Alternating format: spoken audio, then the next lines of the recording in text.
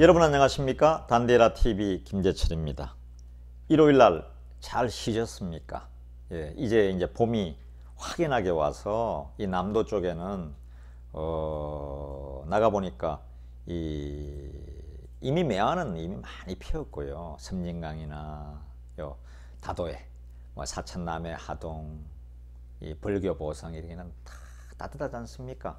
예, 5년, 7년 돼야 눈 한 번 정도, 한 번 정도 보는 데거든요. 정말 따뜻합니다.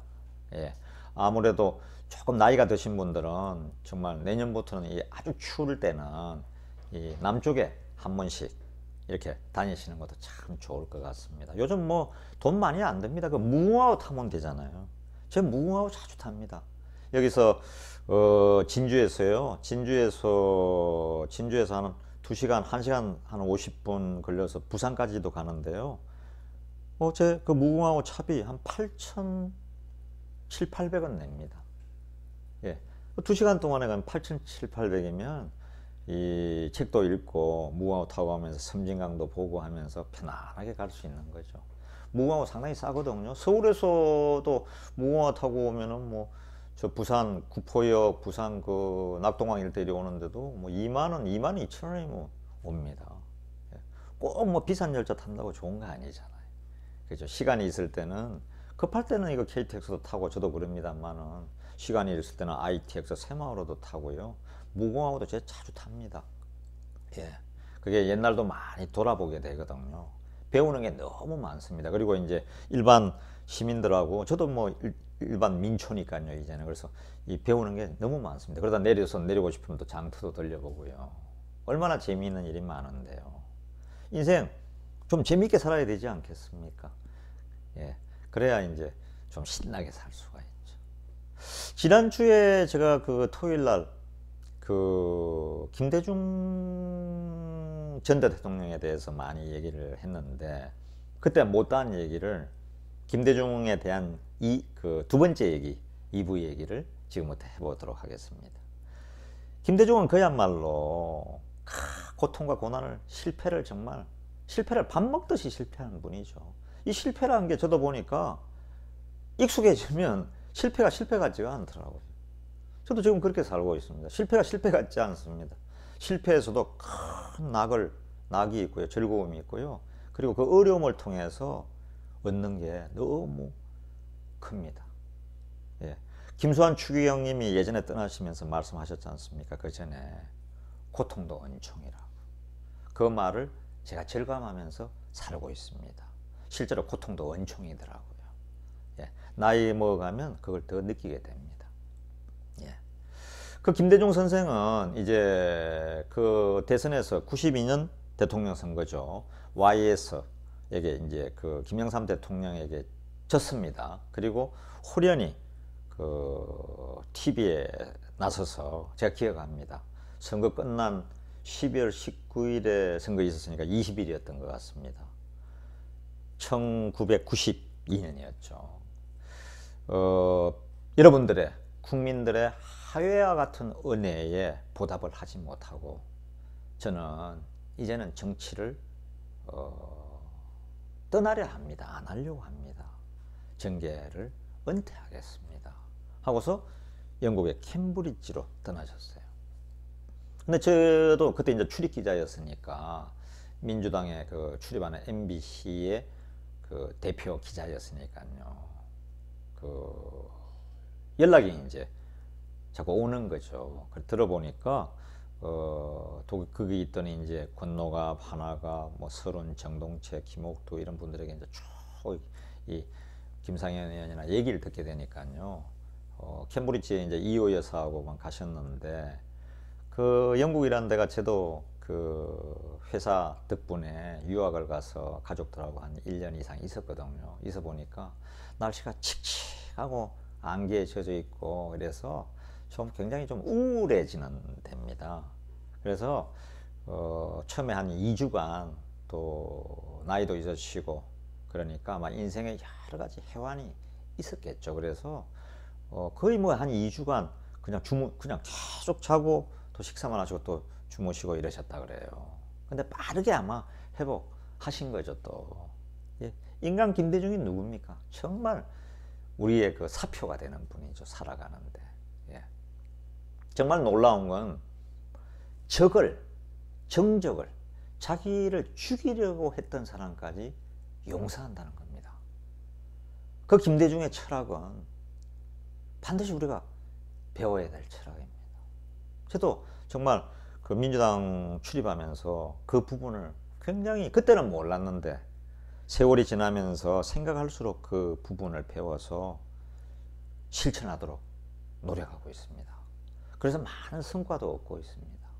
정말 좋은 분을 만났던 거죠. 예, 개인적이긴 하지만요. 그래서 이런 일이 있었습니다. 1971년에는 유신 그 법 아래에서 그 박정희하고 이제 그 선거에서를 붙었는데 그때는 40대 기술원에서 김영삼을 꺾었거든요. 후보에서. 그래서 김대중이 나왔는데 그때만 해도 이제 군사정권이고 그래서 중앙정보부 이런 데가 정말 대단했잖아요. 무서운 데였죠. 교통사고를 아마 고의로 들이받은 것 같아요. 그 트럭이 유세중인 차를 들이받아서 거기서 몸이 그냥, 그래서 나중에 끝까지 지팡이 짚고 다니셨잖아요. 그 아들 장남 김홍일 의원은 모진 고문을 받아서, 저도 여러 번 김홍일 의원하고도 그 DJ 장남하고도 여러 번 봤는데 밥도 먹고 말을 그냥은 50%는 통역이 없으면 알아들을 수가 없어요. 고문의 후유증이죠. 가족이 정말 많이 망가졌었죠. 그런데다가 또 세월이 흘러서 그 1980년 서울의 봄이 왔지 않습니까? 그래가지고 저는 그때 이제 막 MBC에 들어가서 열심히 취재하던 그 사회부 기자였는데요. 그때 서울의 봄이 왔을 때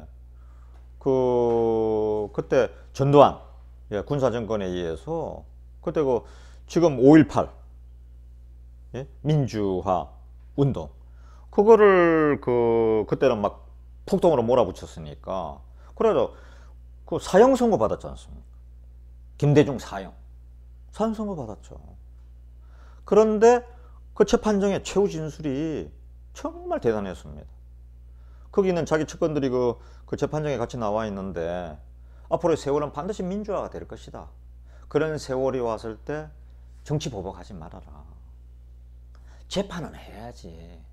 재판은 해야겠지만 그 명예를 뺏으면 되는 거지. 그 사람들에게 구속을 하고 감옥에 보내는 건 그래서는 안 되는 거다. 그게 김대중의 철학이고 실천을 했습니다. 드디어 김대중은 97년에 대통령 선거에서 대통령이 됩니다. 다 놀랬죠. 그때 아마 이해창을 꺾었죠.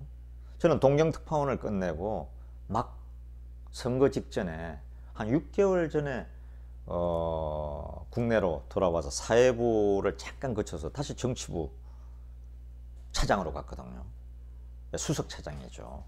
국회 출입하는 정치부 기자의 팀장이었죠. 응경, 우리 그 유명한 응경 앵커가 그 당시에 우리 정치부장이었습니다. 제가 그 밑에서 바로 있었습니다. 수석 차장이었죠. 또 선거를 치렀습니다. 그래서 이제 대통령이 되신 거죠. 기억나는 게 취임식이 98년 2월 25일인가 국회에서 열렸는데 사면된 그 사진을 보시면 이해할 겁니다. 그 사진이 있습니다. 영상이 있습니다.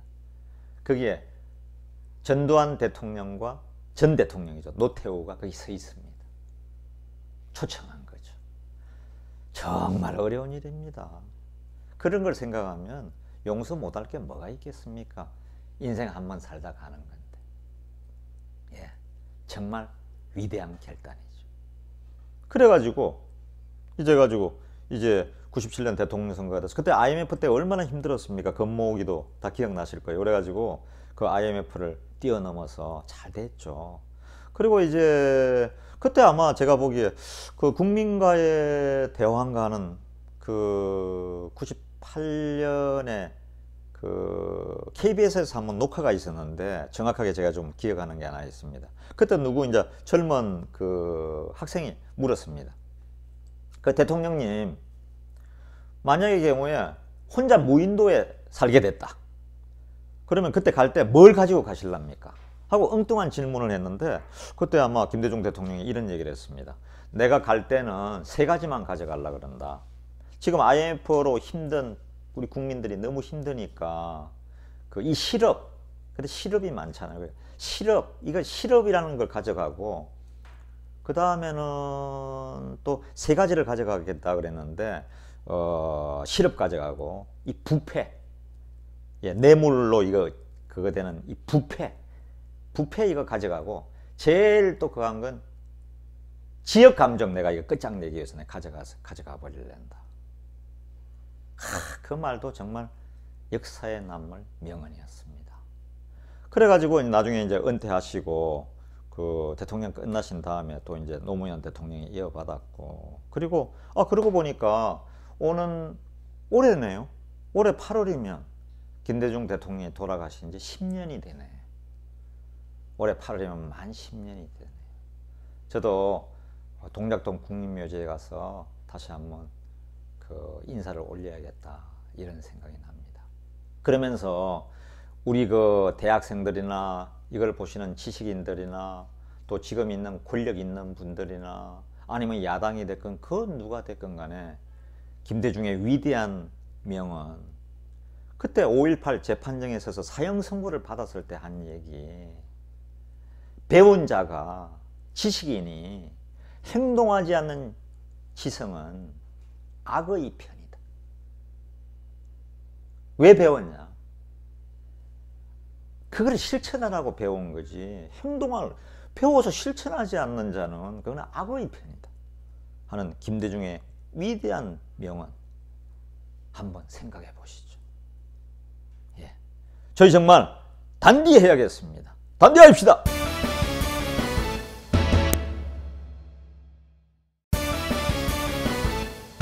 여러분 안녕하십니까? 단디에라 TV의 김재철입니다. 예, 미세먼지가 많이 끼다가 오늘은 다행히 조금 미세먼지가 좀 뿌연 게 사라지고 시야가 좋다고 하니까 다행이라는 생각이 듭니다. 예.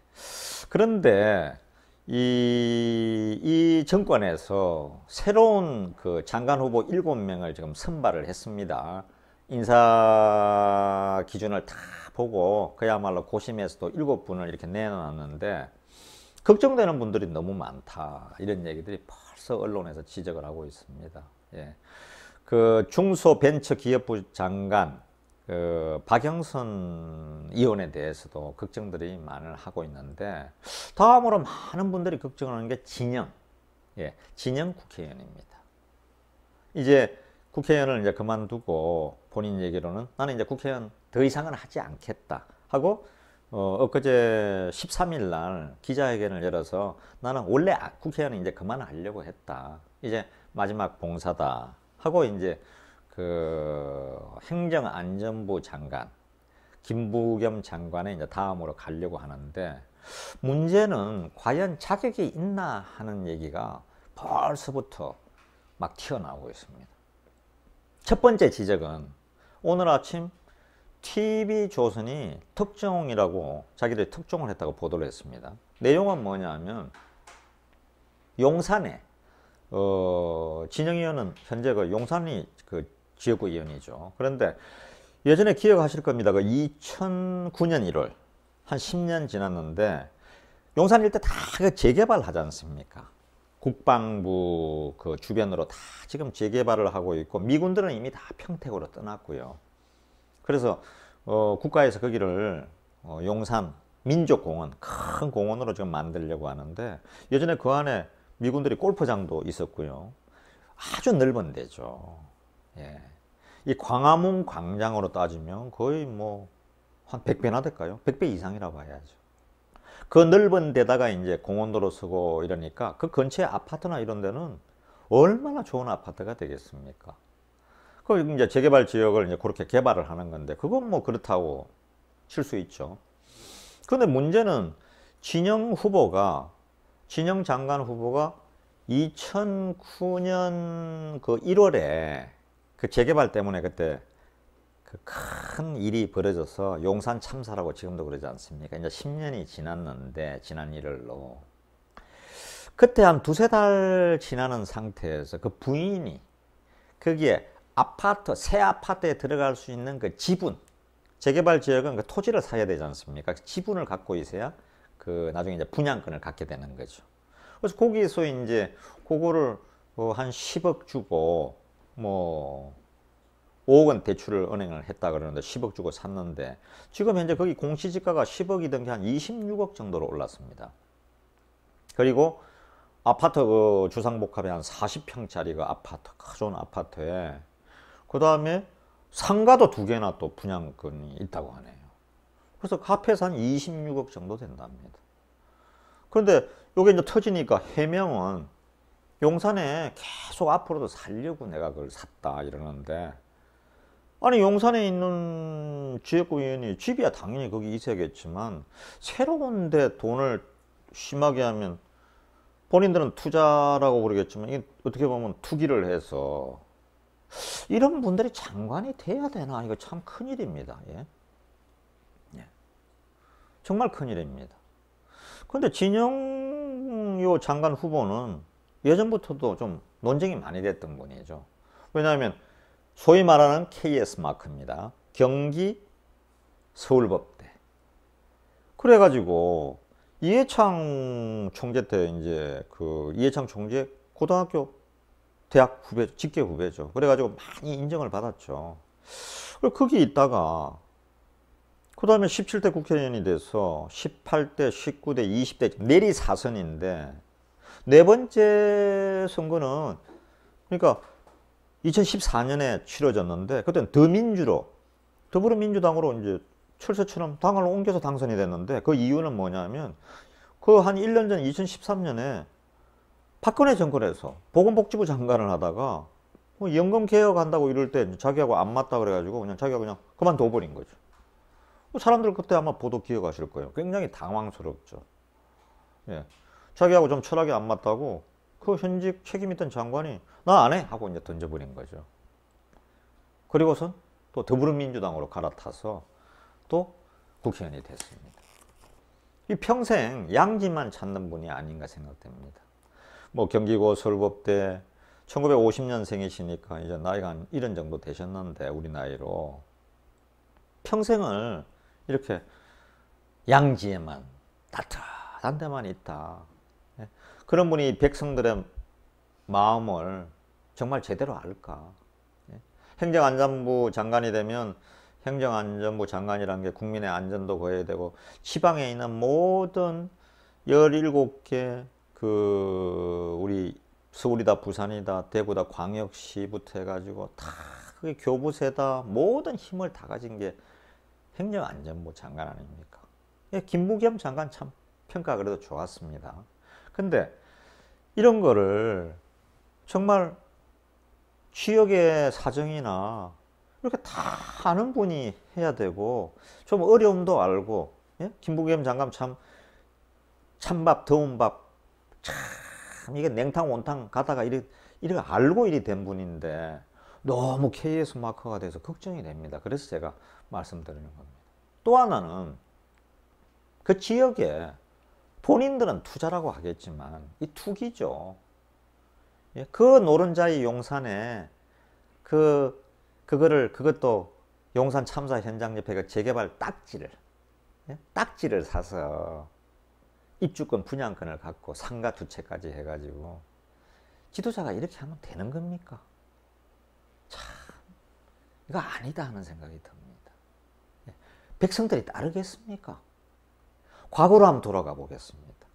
여러분 잘 아시는 율곡 선생, 이율곡, 임진왜란을 미리 내다본 우리 율곡 이 선생.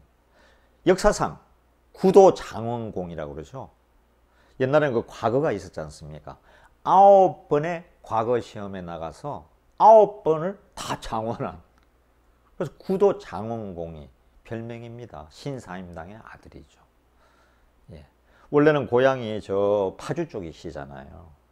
그래가지고 이제 대제학, 지금 같으면 우리 학문의 최고봉인 대제학, 이조 판서 이걸 다 거치면서 선조도 율곡한테는 정말 믿었거든요. 근데 그 당파의 희생양이었죠. 율곡 선생도. 예? 그래가지고 그 당파가 그거 하면 또 고향으로 향리로 내려가서 그 유생들 가리키고 또 있는 재산은 거기서 학교 만든다고 또 다 털어버리고. 그래서 정말 이거 알려진 일 아닐 겁니다. 율곡 선생이 마지막에 그 고향에서 돌아가실 때 어떻게 돌아가신 줄 압니까? 집안에 이런 일도 있었습니다. 대장간을 만들었습니다. 대장간. 그래서 왜 장관 판사하던 분이 무슨 대장간입니다. 그러니까 대장간을 하느냐고 유생들이 비웃었죠. 그런데 아니 먹고 살아야 될 거 아닙니까? 그죠? 수입도 없는데. 대장간에서 호미와 곡괭이 만들고 그거 만들어서 그거 팔아서 가족들 생활했습니다. 그게 뭐 부끄러운 일입니까? 아니죠. 나머지는 다 기부하고요. 그래 본인이 돌아가실 때 저도 깜짝 놀랐습니다. 본인이 돌아가실 때 한번 확인해 보십시오. 이 선조실록이나 그 조선왕조실록이나 확인을 하면 나올 겁니다. 재산이 아무것도 없어가지고 돌아가시는데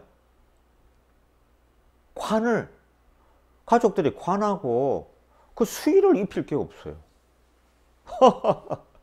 그 천하의 율곡 선생이 이율곡이 말이죠. 그래서 거기 있는 백성들이 존경하는 분이 돌아가시니까 십시일반 돈을 내서 수의와 관을 마련해서 초상을 치렀다는 거 아닙니까? 그야말로 백성이 하늘인 남자였죠. 이러지는 못할지라도 우리 역사상 그런 분들 많습니다. 예, 정말 많습니다. 아니 옛날에 상해 독립운동하러 갈 때 독립군이 뭐 요즘 이제 올해가 3.1절 100년인데 독립운동하러 갈 때 그 수많은 분들이 이휘영 선생 이런 분도 지금 같으면 수백억 재산을 팔아서 나이가 60이 넘어서 가족 다 데리고 만주에 가서 신흥군관학교 만든 거 아닙니까? 문재인 대통령도 그분 정말 존경한다고 그랬습니다. 그런 분들이 뭐 봉급 받고 연금 받으면서 만주로 건너갔습니까? 아니 이육사 선생이 그래서 건너갔습니까? 우리 지도자들 그러지 않았습니다. 김수환 추기경 그 세상 떠나시면서 정말 고통도 원총이라고 말씀하셨고 자기의 신체 일부까지 전부 그 추기경님이 내 몸을 다 떼주라 그래서 그걸로 각막이 이식하고 그러지 않았습니까? 그렇게는 못하더라도 그래도 일국의 장관이 되고 예? 그런 분들이 대통령 옆에 계신 분들이 백성을 나눠주지는 못할 망정 이렇게 투기를 해서 돈을 이렇게 수십억 수백억 벌어도 되겠습니까? 답답해서 한 말씀 드리는 겁니다. 예. 이게 참 해외에서 저희 방송 여기저기서 미국이다 일본이다 프랑스다 이태리다 스페인이다 많이 봐주시는 분들도 감사한데 그분들도 댓글들 올라오고 이런 거 보면요 너무 걱정들이 많대요. 밖에 나가서도 우리 모국이 잘 되는 걸 보고 싶지 않습니까? 그런데 너무 어수선하니까요. 예. 좌우지간 우리 진영 장관 후보님 깨끗하게 사퇴하십시오. 그게 명예를 지키는 길입니다. 김대중 선생도 그랬습니다. 예. 배운 자가 지성인이 행동하지 않으면 양심대로 행동하지 않으면 그건 악의 편이라고. 예. 사퇴하는 게 좋습니다. 단대하십시다.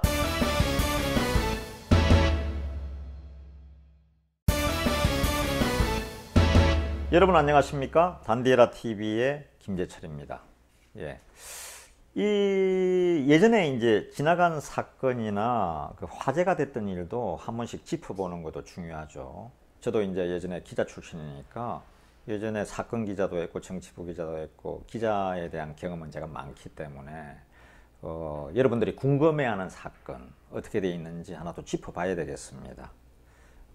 대충 뭐 생각이 났을지 모르겠는데 우선은 지금 현재 서울 마포경찰서에서 수사하고 있는 JTBC 손석희 사장과 프리랜서 김웅 기자 간의 지금 맞고소했죠. 그 사건은 어떻게 지금 진행이 되고 있는지 한번 좀 더듬어 보려고 합니다.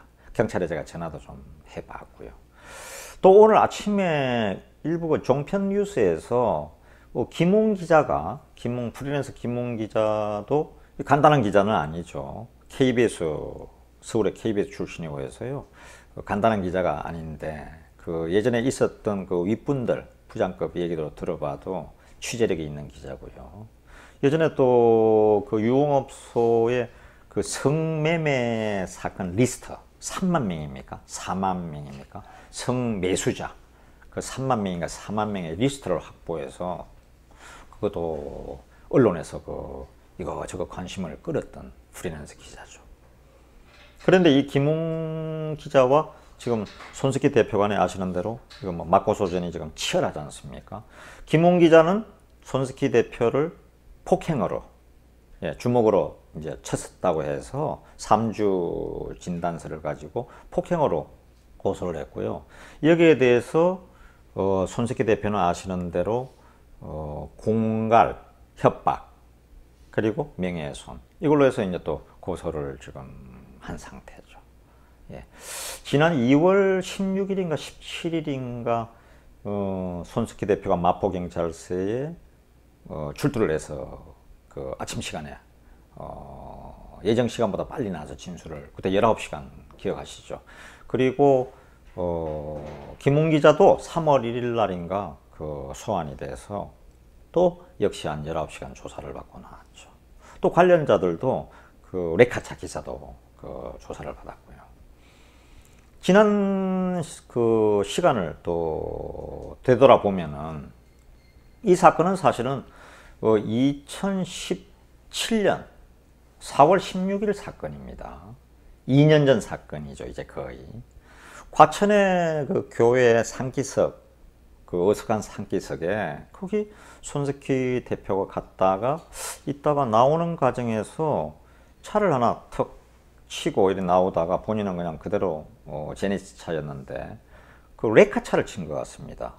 그리고 레카차 기사가 이제 따라왔죠. 추격을 해서 따라와서 항의를 하고 여기 옆에 있는 다른 분들도 그러고 그랬던 것 같은데, 그러니까 이제 현금 150만 원으로 현장에서 이제 합의를 하고 그냥 가버린 거죠. 그런데 레카차 기사가 그랬는지 아니면 옆에 있던 분이 그랬는지 차에서 차 옆에 좌석에 30대 여성으로 보이는 분이 있었다, 이러면서 이게 이제 아주 청폭이 됐죠. 왜냐하면 손석희 JTBC 대표가 우리나라 예전에는 아나운서계를 대표하다가 대표 아나운서였고, 이제는 JTBC 사장까지, 그리고 시사저널에서 해마다 가장 존경, 신뢰받는 언론인을 선정을 하는데 2위에 10년 이상 계속 올랐거든요. 단 한 번도 빠지지 않고. 그러니까 모든 사람의 관심이 집중되어 있는 사건이죠. 저도 예전에 제가 사회부에 사건 기자 책임자를 할 때, 그때 아나운서 하던 손석희 아나운서가 기자를 하고 싶다 그래서 내려와서 시청인가 출입했을 겁니다. 그래서 밤에 야근할 때는 제 지시를 받았죠. 그리고 제가 보도 제작국 국장을 할 당시는 우리 100분 토론 사회를 또 봤기 때문에, 지금 손석희 대표와 같이 가 있는 이영배 PD, 그때는 이제 아마 우리 비정규직 진행 PD였죠. 지금은 아주 JTBC에서 손석희 사장하고 같이 가서 잘 지내는 걸로 알고 있는데, 그렇게 해서 이제 지냈던 기억도 있죠. 그런데 이 사건의 이제 본질로 다시 돌아가면은 그 이후에 누가 봐가지고 이제 제보를 한 거죠. 그러니까 프리랜서 김웅 기자는 제보를 받아서, 이분이 KBS에 있을 때도 굉장히 끈질겼던 것 같습니다. 성매매 리스트 4만 명 그런 걸 특종한 걸로 봐서도. 그러니까 이제 JTBC 손석희 사장한테 이제 연결이 됐겠죠. 그러니까 손석희 사장이 회사로, 상암동에 있는 JTBC 본사로 오라 그래가지고 비서가 내려가서 사장실로 4번인가 이렇게 안내를 해서 사장실에서 만났답니다. 그리고 또 어떤 이유인지 그 이유도 몇 차례 만났겠죠. 그리고 이제 사건이 탁 터져버린 게 어디냐면 그 상암동에 있는 조그만 일식집 이자카야라 그러지 않습니까? 그 일식집에 가서 친 거죠. 손석희 사장이. 그러니까 뭔가 서로 의견 충돌이 있어. 그래 버리니까 이 김웅 프리랜서 기자가 이제 고소를 하게 된 거죠. 폭행으로. 3주 진단서를 가지고. 그래서 지금까지 나를 회유하려 했다. 처음에는 나를 이거 채용해 주겠다 그러면서 계속 그러다가 JTBC 기자로 채용해 주겠다 그러다가 뭐 좌우지간 그러다가 또 이것도 본인이 한 얘기다. 손석희 대표가. 그러다가 나중에는 그게 잘 안 되는지 한 달에 한 1,000만 원씩은 벌게 해주겠다. 우리 JTBC하고 다른 일을 계약을 맺어서 이렇게 해서 지금 그 특가법이라 그러죠. 특정경제가중처벌법 이런 걸로도 지금 이제 일단 수사는 좀 진행되고 있죠. 그 왜냐 법인의 대표는 돈 그렇게 쓰면 또 안 된다고 그러지 않습니까? 법적으로. 이렇게 해서 김웅 기자는 계속 이제 주장하는 게 아니 이거를 이 손석희 대표가 자꾸 나를 회유하면서 시간 끌기 하고 그 다음에는 드디어 나한테 이제 폭행까지 가하고 나는 그 당시에 있었던 손 대표가 회사차를 가지고 그 30대 여성이 있든 안 있든 간에 나는 그거를 회사차를 가지고 왜 사적으로 쓰느냐 그걸 가지고 취재해서 보도하려고 했는데 엉뚱하게 자꾸 이제 그 동성자가 있었느냐 안 있었느냐 30대 여성이. 그래가지고 손석희 대표도 그때 그 어머님이 옆에 노모가 타고 있다고 그러지 않았습니까? 노모를 모시고 갔다고. 거기는 뭐 일이 있어서 갔다. 이렇게 이제 그거 하는데 그 다음에 이제 레카차 기사가 또 나타나서 그때 그 여성이 내리는 걸 봤다. 한 30대를 보였다. 그러다 이 레카차 기사는 최근 경찰에서는 그 진술을 또 뒤집었습니다. 그 사람이 동성자는 본 적이 없다. 이러고 있는데 일반 사람들이야 뭐 경찰서라든지 검찰에 가기만 해도 그냥 그 오금이 저린다 그러지 않습니까? 다 이제 정신 나가 얼빠진다 그러잖아요. 그러니까 이 레카차 기사의 말도 또 믿을 수가 없죠. 예. 좌우지간 이 마포 경찰서에 고소하기 전에는 또 손석희 대표가 전화를 한 번, 2번 해서 그 녹취록 다 공개됐지 않습니까? 그 손석희 사장이 전화를 해서 그 당시의 상황을 물어보고 뭐 김웅 기자 얘기도 하면서 이렇게 이제 얘기를 했다 그러죠. 그래서 이 사건이 아주 복잡하게 지금 이제 엉켜 있는데 실타래처럼 엉켜 있는데 경찰이 이제 마포 경찰서가 이제 수사를 하고 있으니까 이거를 이제 곧 밝혀야 할 시점이 이제 오겠죠. 지금도 뭐 맹렬하게 수사를 하고 있지만 그런데 아마 김웅 프리랜서 기자로서는 자기가 불리하다고 생각하는지 자꾸 그럼 대질신문을 시켜달라. 손석희 사장을 불러내서 나하고 대질신문을 경찰에서 조사를 받게 해달라. 그러면 명명백백하게 밝혀질 게 아니냐. 또 거기에다가 그럼 거짓말 탐지기를 한번 써봐라. 우리 두 사람에게 누가 거짓말을 하고 있는지 이렇게 지금 얘기를 하고 있는 거죠. 현직의 JTBC 사장을 그 명망가를 김웅 기자가 프리랜서 기자가 상대하기는 뭐 본인이 생각할 때는 계란으로 바위치기라고 생각하겠죠. 그런데 김웅 기자의 주장은 자 문제가 없었으면 그리 했겠냐. 처음부터 그냥 JTBC 사장 그 유명한 손석희 대표가 나를 공갈로 고소하든지 경찰에 신고했겠지. 그런데 계속 나를 회유했지 않느냐. 말을 계속 바꿔가면서 동성자가 있었는지 노모였다. 그러다가 또 뭐 아니다 그러고. 이래서 이 신뢰를 생명으로 하는 그 기자, 그도 이제 지금 뉴스룸을 진행하는 그 JTBC 진행자로서도 이거는 빨리 밝혀지는 게 좋다. 손석희 대표를 위해서나 김웅 기자를 위해서나 시청자들을 위해서나. 그래서 한 달 정도 진행되고 있는 이 사건 다시 한번 되돌아보면서 경찰의 수사를 명명백백한 수사를 촉구하는 바입니다. 예, 저희 단디 하겠습니다. 예, 단디 봐주십시오.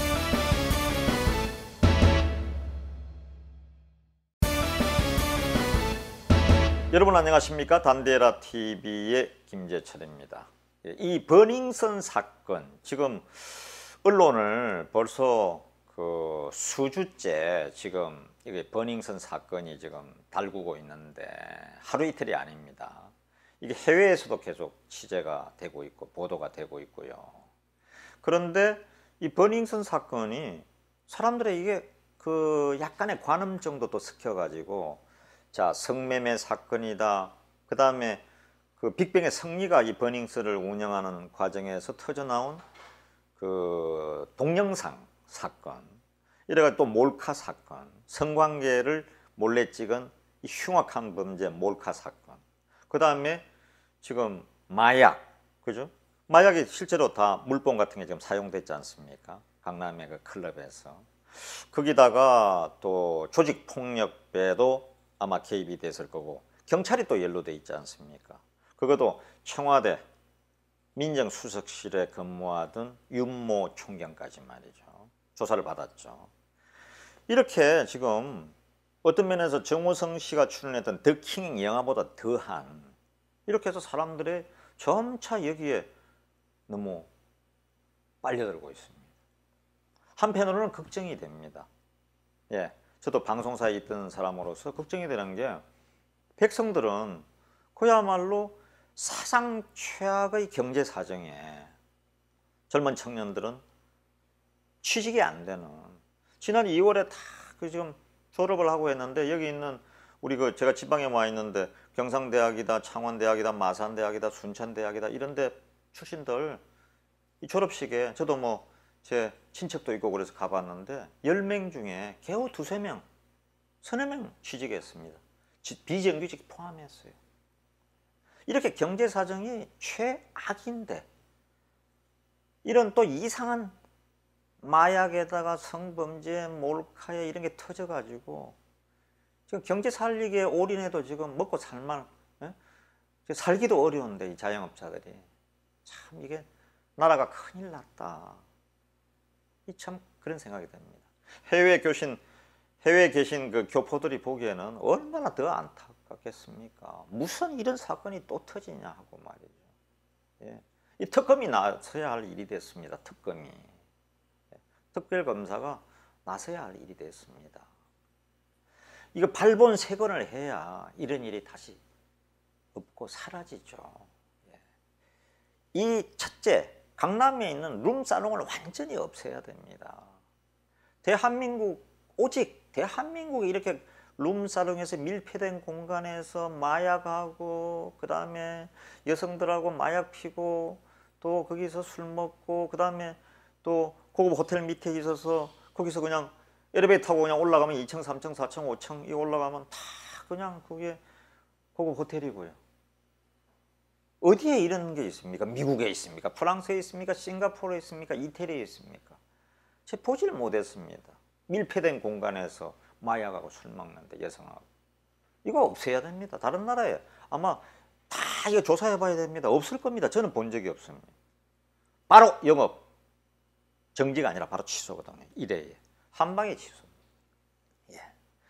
이 사건, 자관 버닝썬 사건 얘기를 시작했으니까 제가 막 계속해서 이거 버닝썬 또 얘기 오늘 한번 하고 조금 이따 또 한 번 더 올리고 해서 드러난 걸 그냥 아예, 이게 저도 옛날에 사건 기자 출신인데 이거 끝장을 봐야 될 것 같습니다. 그런 생각이 듭니다. 이 사건은 우리가 다시 한번 되짚어 보면 11월 24일 날 작년에 거기에 지인들과 술 마시러 갔던 그 버닝썬에 갔던 그 김상교라는 어떤 젊은 분이 이미 텔레비에 이제 어제 경찰에 출두도 하고 했는데, 그 버닝썬에 가서 지인들하고 술을 마시고 옆에서 여성이 한 분이 추행을 당해서 자기가 말리다가 그러고 있는데 종업원들이 끌고 나온 거죠. 그죠? 종업원들 주장은 또 김상규 씨가 추행했다는 얘기도 하고 있습니다. 진실은 뭐 밝혀지겠죠. 그런데 거기서 다짜고짜 막 그 위협을 하고 하니까 한 2번 이제 대들었죠. 보니까 화면이 지금 다 공개되고 있습니다. 그러다가 한 2번, 2, 3분 사이에 그러니까 경찰이 119에 이제 신고를 한 거죠. 112에. 119입니까? 그 신고를 하니까 112에 신고를 하니까 경찰이 왔는데, 지구대에서 왔는데 그 발로 넘어뜨렸죠. 김상교 씨를. 그리고 패고 뒤로 수갑을 채웠습니다. 뒤로 수갑을 채웠습니다. 경찰이 그 변호인의 조력을 받을 수 있는 권리가 있고 사전 고지도 하지 않았습니다. 현장에서 심하게 피해자를 체포해서 지구대 끌고 간 거죠. 끌려가서 이제 피를 흘리니까 본인이 어머니한테 전화를 하고 병원에 보내달라고 하니까 병원도 나중에 보냈습니다. 이게 민중의 지팡이 경찰입니까? 이게 유착이 되지 않았으면 이럴 수가 없는 거죠. 드러났지 않습니까? 다 잡히 받았고요. 돈 받았고 그 뒤에는 그 윤모 총경이라는 지금의 경찰청의 인사 책임자로 있는 청와대 민정수석실에도 있었죠. 그 잘 나가는 엘리트 경찰대 출신입니다. 뒤에 배후가 있었던 거죠. 이게 하나하나 이제 드러나고 있지 않습니까? 어제 국민권익위원회에서도 이런 얘기를 했습니다. 이 경찰이 잘못했다. 경찰이 이 제보자에 대해서 경찰은 범죄 수사 규칙을 개정을 해야 된다. 바꿔야 된다. 이게 신고자를 공익 신고자를 이렇게 패해서 현행범으로 체포해서 뒤로 수갑 채우고, 예? 뒤로 수갑, 흉악범인 경우가 아니면 뒤로 수갑 채워서는 안 되죠. 이게 내 아들이, 내 딸이 이렇게 당했다고 생각해 보십시오. 지구대 끌고 가서 피를 흘리고 있는데 이렇게 해서 국민권익위원회가 이러면 안 된다고 서울경찰청장에게 서울경찰청장 그 다음에 경찰청장에게 이걸 바꾸라고 얘기를 했습니다. 건의를 했습니다. 그건 잘했습니다. 국민권익위가. 예. 이게 권익위원회가 해야 될 일이죠. 예. 이런데 또 보면은 이 사건이 이렇게 터진 데는 사실은 그 집을 운영하고 있는데 그 이제 빅뱅의 승리가 운영하고 있지 않습니까? 경찰하고의 상납고리 뒤에 배후에서 봐주지 않으면 이런 일이 있을 수 없는 거죠. 이 김상교 씨는 어제 오전에는 경찰청에 출두도 했습니다. 왜 출두했느냐? 이번에는 또 거기 있는 버닝썬의 종업원들이 명예훼손으로 김상교 씨를 또 고소했습니다. 그래서 어제 그 경찰에 출두하는 모습이 많이 언론에 보도가 됐죠. 예. 이 상납고리에 경찰하고의 유착관계, 마약관계 모든 거를 제대로 이 수사를 해야 된다는 얘기죠. 특히 하나 더 지적하고 싶은 것은 우선 지금 강남의 유흥업소란 게 이게 정말 예전에 그 성경에 나오는 주지육림, 술과 여자들 이런 소돔과 고모라가 되어버린 거죠. 아까도 얘기했지만 밀폐된 공간에서 룸사롱에서 고급 술집에서 그래서 강남의 귀족들은 요즘 홍대 안 간다는 거 아닙니까? 홍대 가서 놀면은 시시하다고요. 홍대 앞에 그 클럽들은. 왜냐면 강남에 좋은데 그 모든 게 다 되는데 원스톱 서비스로 다 되는데 뭐 강남 홍대 앞에 그 시시하게 놀아. 강남에서 술 먹어야지. 이런다는 거 아닙니까? 이 룸사롱 이번 기회에 반드시 룸사롱부터 때려 잡아야 합니다.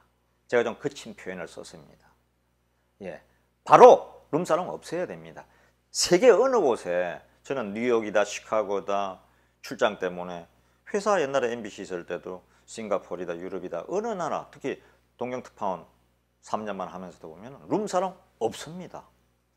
예, 칸막이 쳐진 방에서 여자와 술 먹고 이런 데가 노래하고 하는 데가 없습니다. 일본에 단 한 군데도 없습니다. 왜냐? 한 번 그럼 영업 정지가 아니라 바로 영업 취소입니다. 한번 확인해 보십시오. 예. 우리 단디해야 됩니다. 이번 검찰도 단디 수사해야 됩니다. 또 계속해서 마약 문제도 또 다뤄보겠습니다.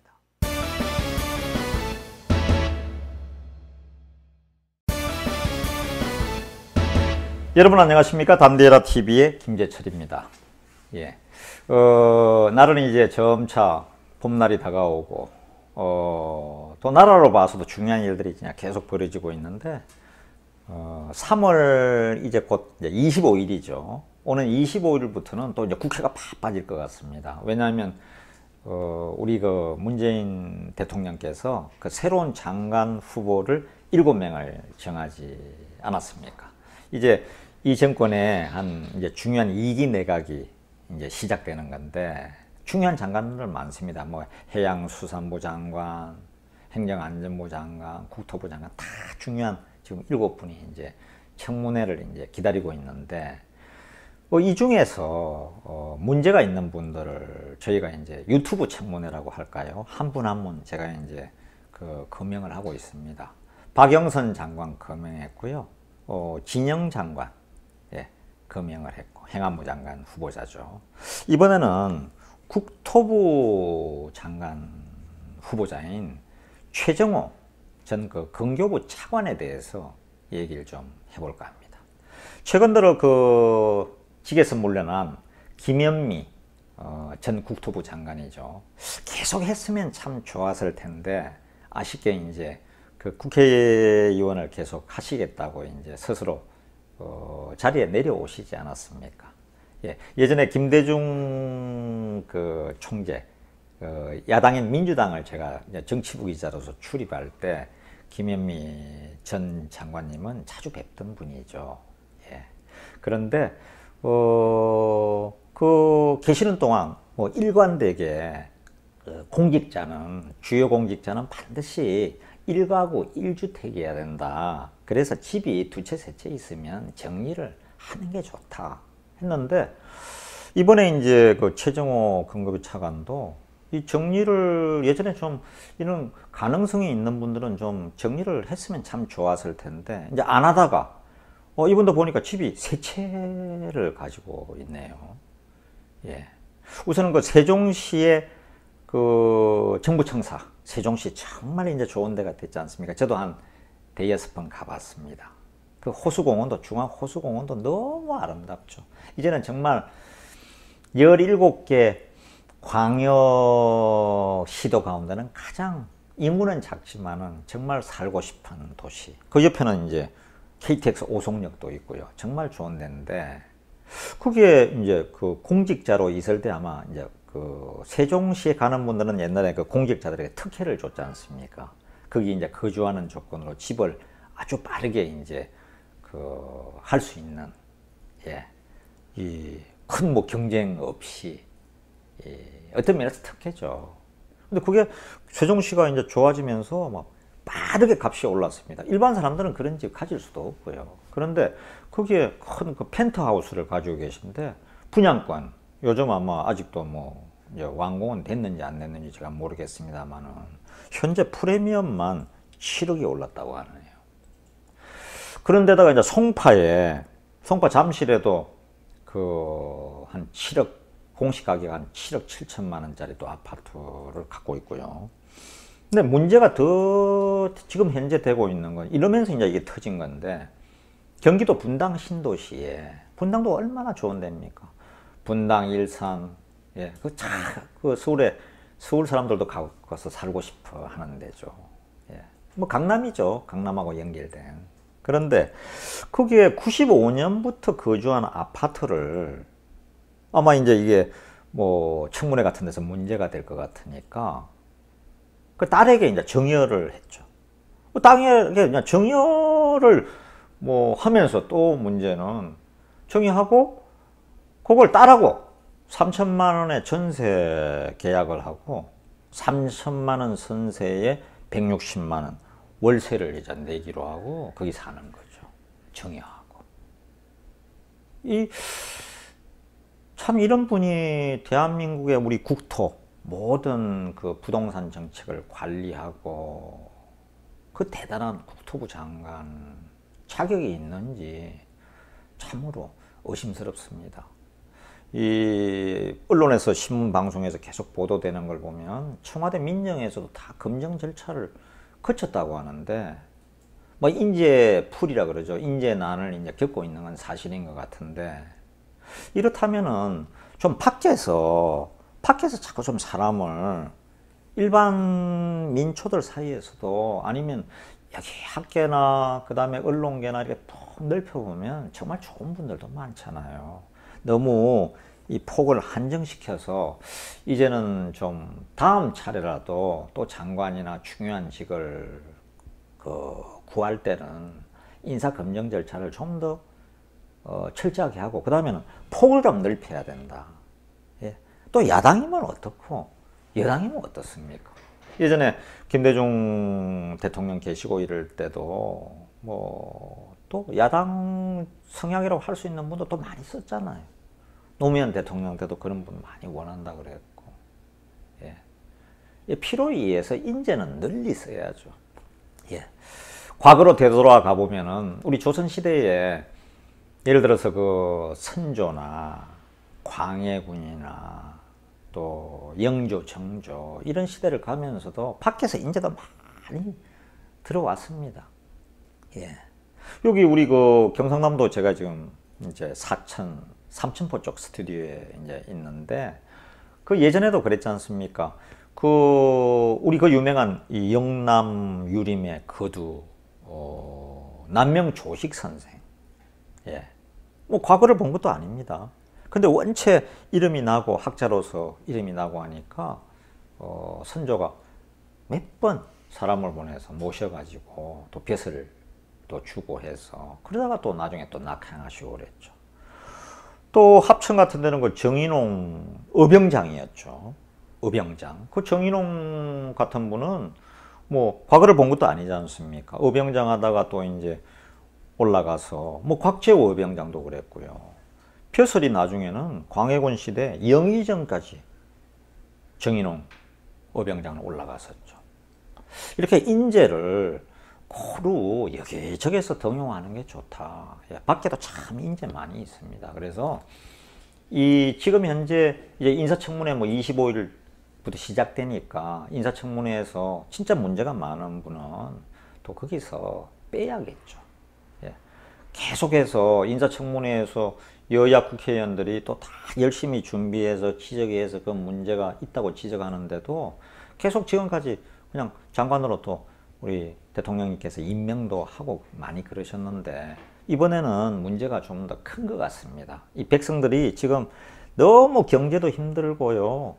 그 청년들이나 뭐 결혼한 분들이나 젊은 분들이 그 은행에 가서 그 정말 대출 받기 어려운 거, 요즘 대출 정말 힘들거든요. 제가 해봐도 아는데.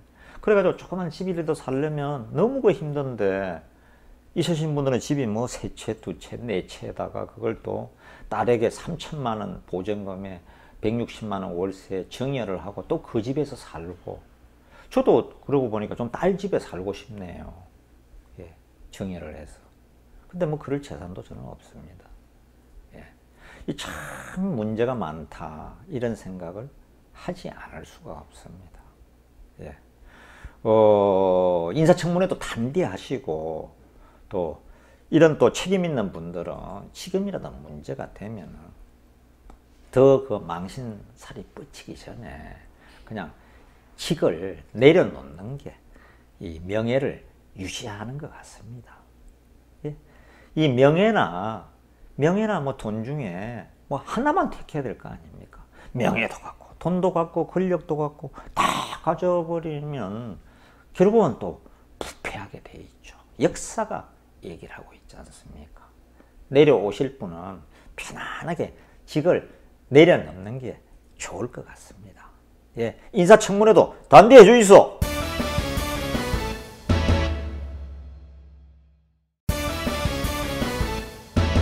여러분 안녕하십니까? 단디에라 TV의 김재철입니다. 참 전국이 지금 어수선합니다.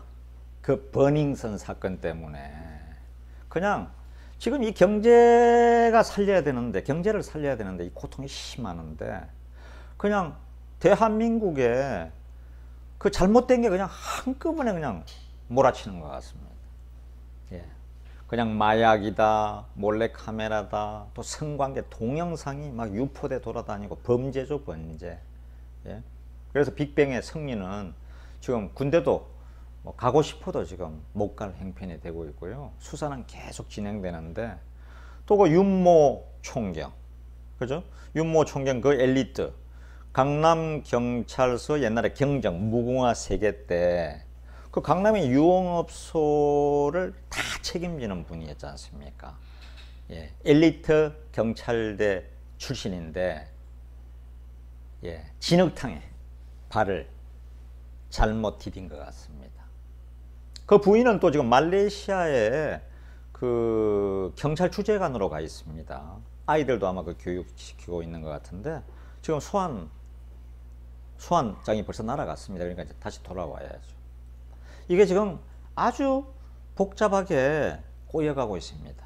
거기다가 마약이다. 그 다음에 뭐 물뽕이 뭐다. 그 다음에 뭐 룸사롱에 그 퇴폐 그거 한 거. 몽땅 경찰 연루. 그 다음에 또 유모 총경은 청와대 민정실에 있다 와가지고 아, 이 사람이 정말 세구나. 큰 백을 가졌다고 승리가 자랑하고 다닌 거죠. 예. 가수들도 또 예? 그게 또 봐줬지 않습니까? 음주운전 했는데도 그냥 뭐 돈 천이면 그냥 탁 또 해결 다 해준 거죠. 예. 그래가지고 지금 뭐 드라마 지금 찍고 있는 박한별 우리 브라운의 스타까지 탤런트까지 지금 불똥이 계속 튀기고 있습니다. 그러면 골프 해동 때문에. 그런데 오늘은 뭐 사실 지금 제가 얘기하고 싶은 건 오늘 그 주식시장을 한번 들여다봤는데요. 이게 확 판도가 그냥 최근 한두 달 사이에 많이 변하고 있습니다. 여러분은 잘 알겠지만, 여러분 잘 알고 계시겠지만 그 유명한 그 SM의 이수만 씨, 그죠? SM 왕국을 만들었는데 SM이 언제부터 약간 조금 이제 그 이수만 씨가 또 나이도 좀 있고요. 그러면서 이제 그 트렌드라 그러죠, 그죠? 그 세월의 흐름을 잘 봐야 되는데 이게 조금씩 이제 그게 좀 문제가 생기겠죠. 그러면서 주가 총액이 1조에서 이제 밑으로 그 뭐 지금 이제 오늘 현재 보니까 8,982억 이 정도네요. 예. 그리고 YG가 계속 추락하고 있습니다. YG 양현석 씨의 YG가 그 스타들은 오히려 양현석 씨가 다 많이 지금 K-팝 스타를 다 데리고 있었는데 그 뭐 다 데리고 있었잖아요. 이제 싸이 그죠? 싸이도 원래 YG 소속이었죠. 이 직업은 이제 떠났습니다. 원체 큰 인물이 돼서 떠났는데 타볼로다, 뭐 21이다. 이거 다 뭐 너무 많았죠. 빅뱅에 뭐 해가지고 뭐 얼마나 많았습니까? 예. 그런데 주식이 추락하고 있고요. 대신에 아니 언제 JYP 박진영 씨의 JYP가 주식이 아직 1조 오늘 현재 1조 370억에 이르고 있습니다. 이러면서 사람들이 아니 그런데 왜 이렇게 양현석이도 추락하고 타는데 이 JYP 박진영은 이게 어려울 때 빛난다고 어떻게 이렇게 잘 나가지?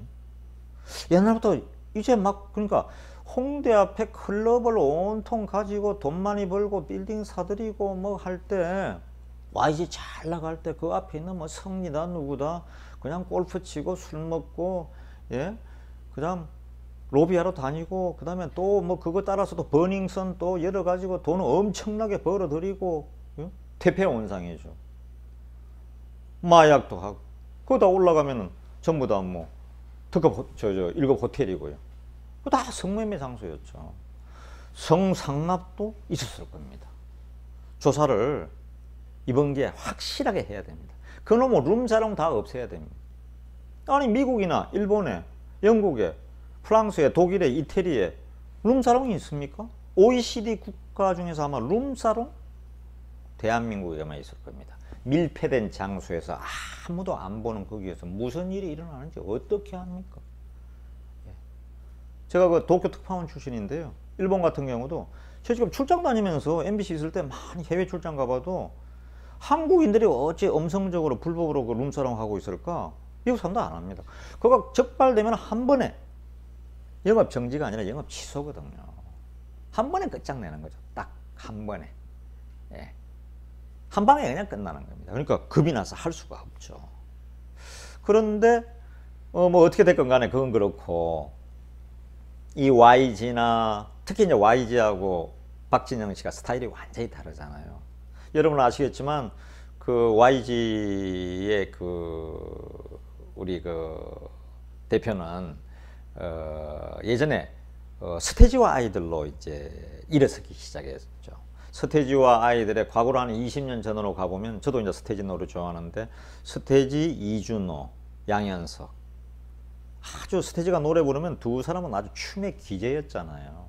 YG는 원래 이태원에서도 정말 알아주는 춤꾼이었답니다. 막 춤에 대해서는 양현석이 최고였던 거죠. 그러다가 이제 기획사를 만들어서 스타들 키우면서 실패도 하다가 이 원체 이제 좀 그 바닥에서는 독종으로 소문이 나 있어서 독하게 해가지고 예, 돈에도 굉장히 인색하고요. 그래가지고 이제 성공을 하기 시작한 거죠.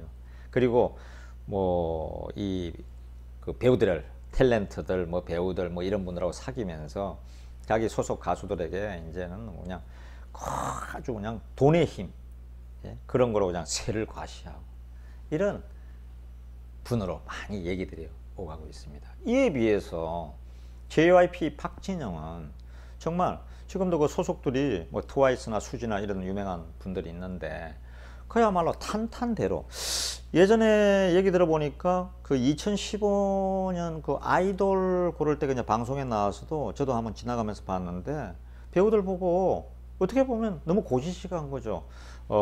성실해야 된다, 공부해야 된다, 머리 비었다는 소리 들으면 안 된다.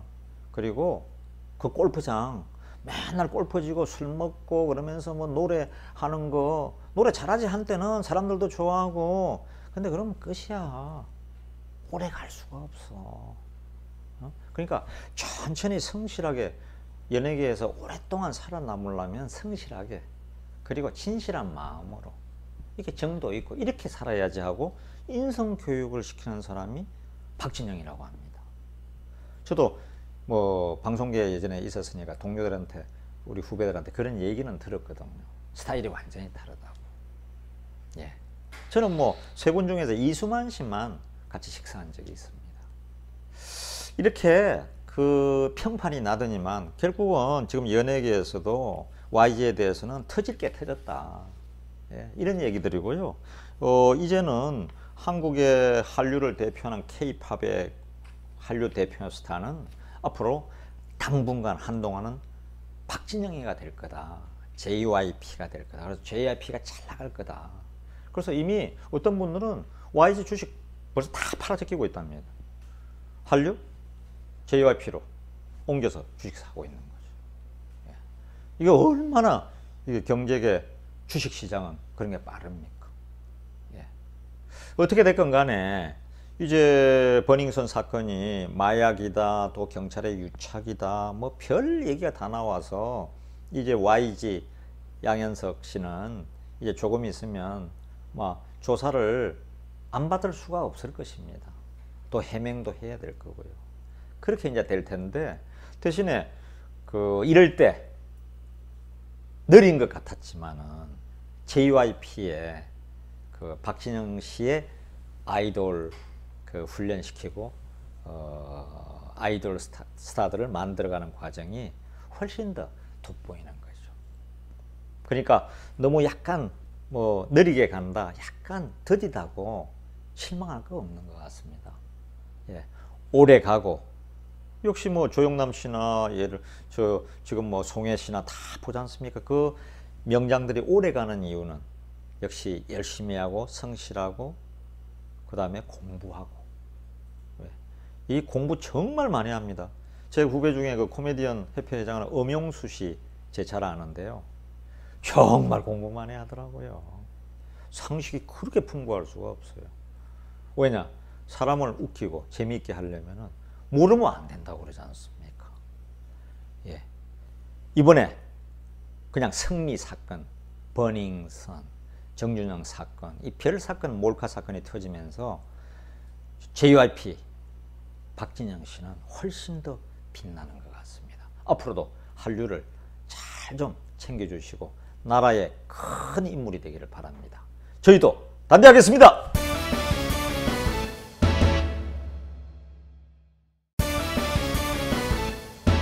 여러분 안녕하십니까? 단디에라 TV의 김재철입니다.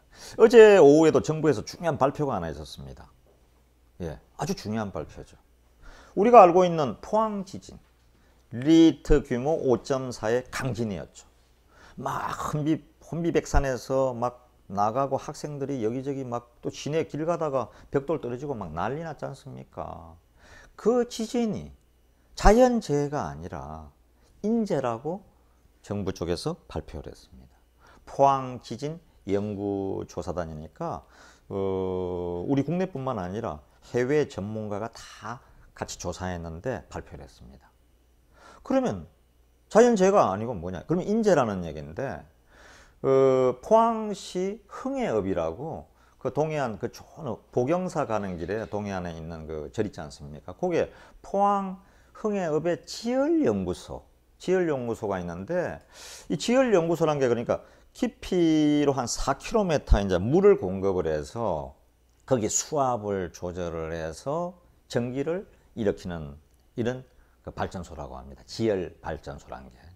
근데 여기서 물을 투입하는 과정에서 물이 좀 새기도 하지 않습니까? 그러니까 이제 계속 그 새는 과정에서 그 포항 지진 전에 진도 2.5다, 3이다, 또 2.3이다 하면서 계속 여진이 한 50차례, 50차례 있었는데 그때 이 지열연구소를 중단을 시켰더라면 포항 지진은 없을 수도 있었겠죠. 근데 그걸 좀 방치했던 게 잘못인 것 같습니다. 지금 이제 조사 결과 얘기입니다. 제 얘기가 아니고. 그래서 이 스모킹건, 그 총을 쏜 거는 그게 이제 그 지진을 촉발시켰다는 거죠. 하나의 큰 원인이 됐다는 거죠. 그렇게 해서 저 진앙지가 동해안 이제 그쪽에서 지진이 진앙지에서 뻥 터진 게 포항 지진이었죠. 그죠? 지금도 안타깝게는 거기에서 그때 피해를 입었던 분들 중에서 그때 집이 많이 파손됐잖아요. 아직도 그 체육관에서 그 천막살이, 텐트살이를 하는 가족도 거의 아직 한 4, 50 가족이나 되더라고요. 오늘 아침 TV에 그 모습이 그대로 잘 나오고 있습니다. 이 포항시나 나라에서 계속 관심을 가지고 보살펴야 할 사항입니다. 그런데 이 지진이란 게 우리나라에 뭐 아주 없었던 건 아닙니다. 멀리 가보면 저 신라의 그 선덕여왕이다 뭐 이럴 때도 보면은 파주 적성 이런 데서 그 지진이 나서 거기 있는 그 기록이 있습니다. 그래서 그때도 막 깨지고 부서지고 한 흔적도 있고요. 그러다가 또 우리나라는 뭐 큰 지진은 없다가 옆에 있는 이제 일본 때문에 항상 지진 소식은 듣게 되고 있었죠. 일본에서는 뭐 자연스럽게 그냥 저도 동경특파원을 94, 5, 6, 7, 한 3, 4년 했는데요. 동경 집에 이렇게 누워 있으면 아침에 갑자기 타닥 하고 떨리거든요. 그러면 이제 아침에 뉴스 보면 뭐 진도 리히터 규모 3.5다, 3이다, 뭐 4.0이다 이렇게 나올 때가 많이 있죠. 그래가지고 이 철도나 신간생, 그 우리 고속열차가 이제 갑자기 좀 운행을 안 하는 때도 있고요. 일본은 뭐 지진에 아주 익숙한 나라입니다. 저도 그 95년에 그래가지고 95년 1월에 갑자기 고베 지진이 터졌다 그래서 TV 화면에 동경에서 나오는 거 보니까 고가도로가, 일본은 고가도로 도시거든요. 한 45도 기울었더라고요. 30도 이상. 그거 보고 이거 큰 뭐 지진이 모양이다 하고 바로 그 간사이 공항 쪽을 통해서 들어갔죠. 이미 간사이 공항 그때 폐쇄됐었고요. 그때 한 5,500명 죽었습니다. 제 기억에. 95년 1월에 고베 지진. 기억이 나는 것은 그 고베시 나가다구라는 데가 있는데 그거 가니까 우리 그 옛날에 제일교포 2세 3세 민단 사무실에 가니까 그게 이제 고무공장하고 가방공장하고 또 신발공장 이런 거 하고 있더라고요.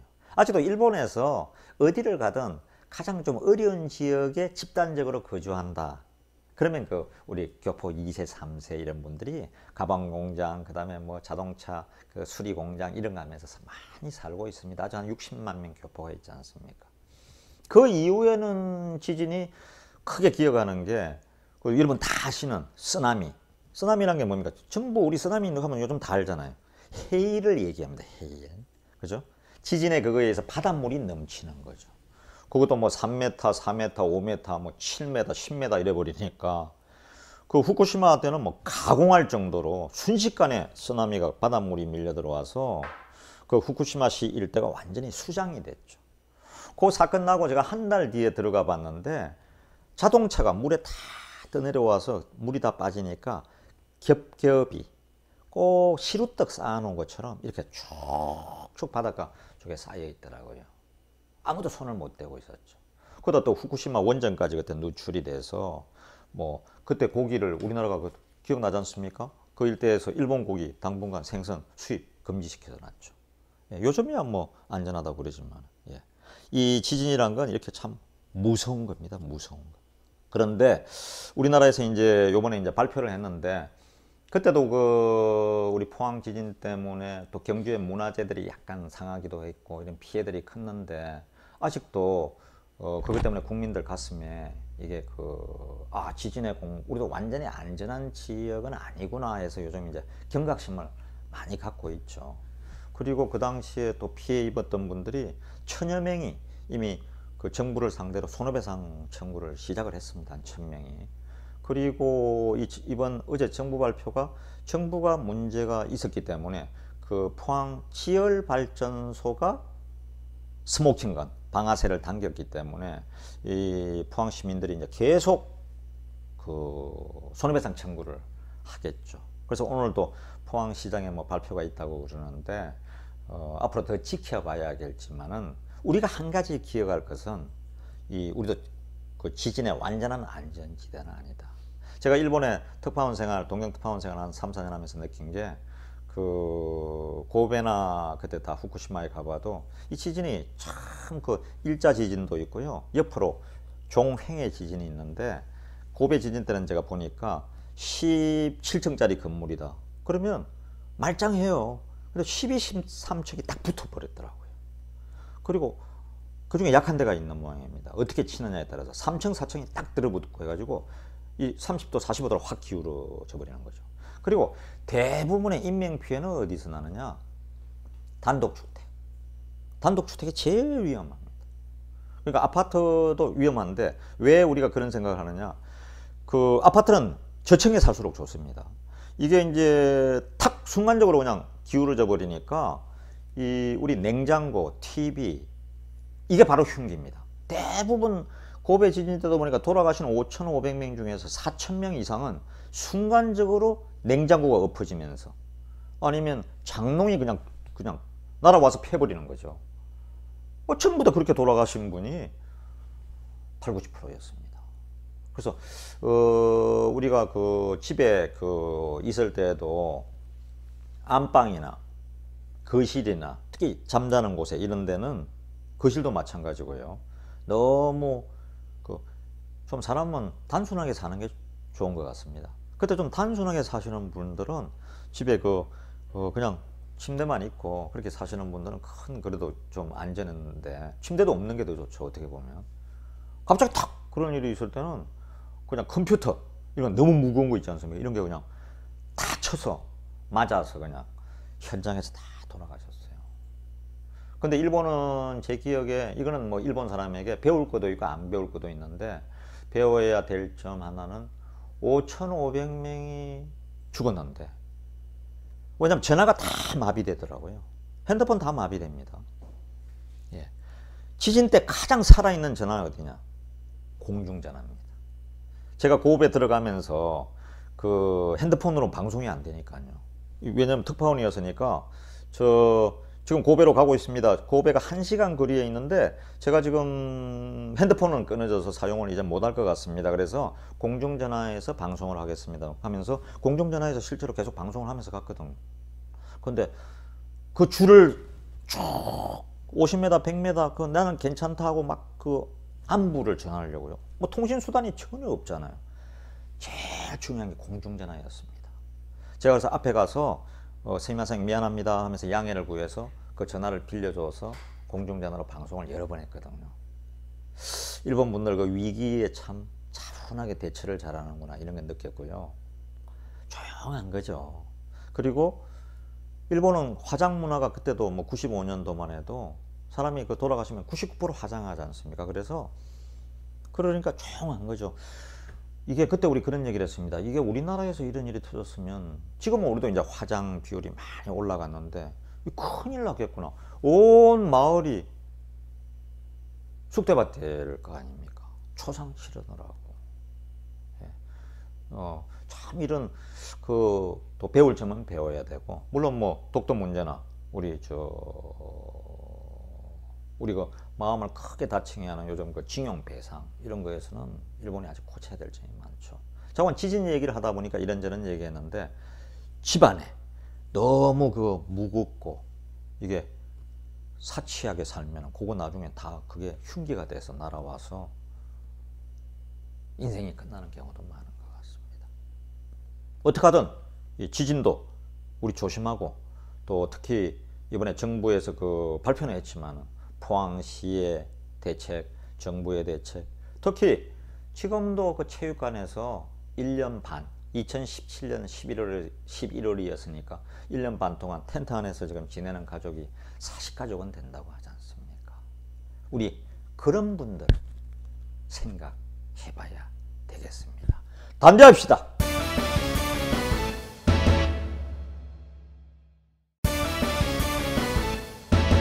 여러분 안녕하십니까? 단디에라 TV의 김재철입니다. 아마 기억하실 겁니다. 우리 김미아 씨에 대해서, 방송인 김미아 씨에 대해서 대전 청년, 유튜브를 하는 청년 23살 신성식 군에 대해서 명예훼손으로 고소했던 부분, 그리고 또 민사로도 3천만 원의 배상을 요구를 했는데, 그래서 그게 이제 참 김미아 씨가 방송인으로 좀 치아를 해줬으면 좋겠다. 아들뻘 되지 않습니까? 23살인데 아직 군대도 안 갔고. 그래서 이 청년이 지금 아주 고민이 깊어가고 있는 것 같습니다. 그런데 저희가 체크를 해보니까, 저희가 좀 알아보니까 항소를 했습니다. 김미아 씨가 이제 그걸 고소를 취하해 주는 것도 아니고요. 징역 8월에 집행유예 2년을 1심에서 선고를 받았습니다. 이게 경찰이나 검찰이란 데가 권력기관 아닙니까? 그냥 일반 백성들, 시민들로서는 어떤 사건 때문에 경찰에만 가도, 검찰에만 가도, 특히 죄가 있을 경우는 그냥 혼이 나가잖아요. 사람들 을이 빠진다 그러지 않습니까? 저도 주위에서 많이 보거든요. 큰소리 빵빵 치고 큰소리 치다가도 경찰에 들어가서 하루 유치장에 들어간다든지 검찰에 가서 구속영장을 친다든지 이렇게 되면은 그냥 본인뿐만 아니라 가족들까지 그냥 풍비박산 나는 거죠. 예, 저도 경험했지 않습니까? 이게 정말 강심장 아니고 제대로 정말 죄 있으면 거기서 못 견딥니다. 근데 이거는 명예훼손 사건입니다. 예를 들어서 신성식 군이 잘못했죠. 약간은 뭐냐면 광화문 촛불 집회나 MBC의 광우병 쇠고기 안전한가 이런 방송이 나간 다음에 MBC 문화방송에서 열리는 여의도 집회에 참석을 했는데, 그 당시에 이제 김미아 씨가 다 간 거는 사실이었고요. 대신에 본인의 얘기가 광우병에 대한 얘기는 안 했는데, 유튜브에서 신성식 군이 내가 거기 참석을 해서 광우병 소고기를 먹으면 뇌에 구멍이 뚫리는데 하면서 이제 그런 얘기를 했다고 하니까 고소를 한 거죠. 명예훼손으로. 그리고 민사로 또 3천만 원을 손해배상하라 그랬고요.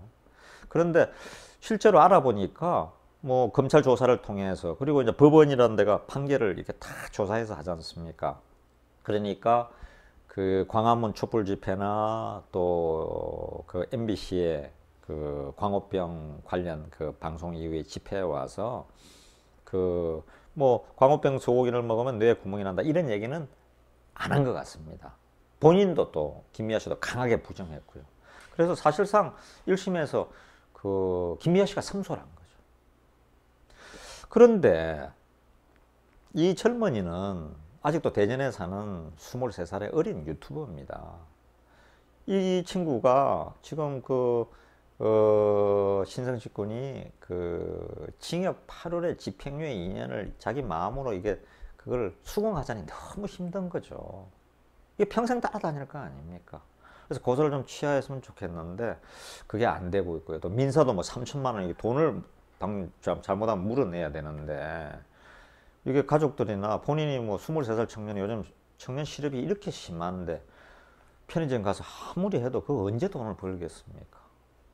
그래서 제 얘기는, 저도 방송인으로서 좀 그냥 용서를 좀 해주면 어떤가. 어른도 아닌데 김미아 씨한테도 크게 도움이 될 일도 아니잖아요. 이거 이대로 간다고 해서 사람들이 어떻게 생각하겠습니까? 그래서 근공감리 유튜버, 근공감리로 이제 유튜브에 활동을 하는데, 이 신성식 군을 좀 근공감리를 용서해 줬으면 좋겠다 하는 게 그냥 제 개인적인 생각을 말씀을 드리는 겁니다. 최근에도 보니까 또 그 언론 지상을 통해서나 유튜브를 통해서 바른미래당 이현주 의원과 티격태격하고 있는데, 김미아 씨가 이제 왜 나를 나는 지금 동해 북부선 연결 추진위원회, 희망레일에서 하는 동해 그 시민단체죠. 동해 북부선 연결 추진위원회 공동위원장인데, 그 위원장은 정세현 전 통일부 장관하고요, 예전에 민주당 국회의원과 원내 총무를 지낸, 코레일 사장을 지낸 이철 위원장하고 세 분이 다 공동위원장인데, 아마 이게 이제 강원도 고성에서 함경북도까지를 이제 연결하는 그 철도인데, 민간 단체에서 나서서 그 친목도 이제 마련하고 그런다는 거죠. 그래서 뭐 170억, 180억, 190억인가를 모금을 해야 된답니다. 근데 공동의장을 맡는 건 좋은데, 좌우지간 요 사건으로 남북철도 연결위원회라고 해서 이현주 의원이 그 말을 잘못한 거죠. 확인을 제대로 하지 않고. 그래서 또 지금 티격태격 막 그 유튜브 상에서도 많이 서로 또 다투고 있습니다. 이게 지금 다툴 게 너무 많은 것 같아요. 예전에도 제주의 강정마을 할 때도, 그때도 또 김미아 씨가 나섰죠. 2002년 올림픽입니까? 2002년 그 월드컵이었던 것 같네요. 2002년 그때도 월드컵 때도 2002년 월드컵 때도 그때 효순 미선양 사건, 왜 그 전방에서 철원인가 파주인가에서 미군 장갑차에 그 중학생 2명이 희생됐잖아요. 뭐 그런 거는 나선 건 좋은 거죠. 예. 그거 뭐 우리가 가만히 있으면 안 되죠. 그 미군들에 대해서. 뭐 좋은 것도 있고 나쁜 것도 있는데, 그 다음에는 곳곳에 또 KBS의 뭐 블랙리스트 거기 항의해서 KBS 하고 뭐 그때 김인규 사장하고 또 티격태격했죠. 고소고발전이 벌어졌고, 본인이 나중에 또 뭐 사과도 하고, 이거 뭐 곳곳에 지금 지뢰밭처럼 움직이는데 이 별로 좋은 것 같지 않습니다.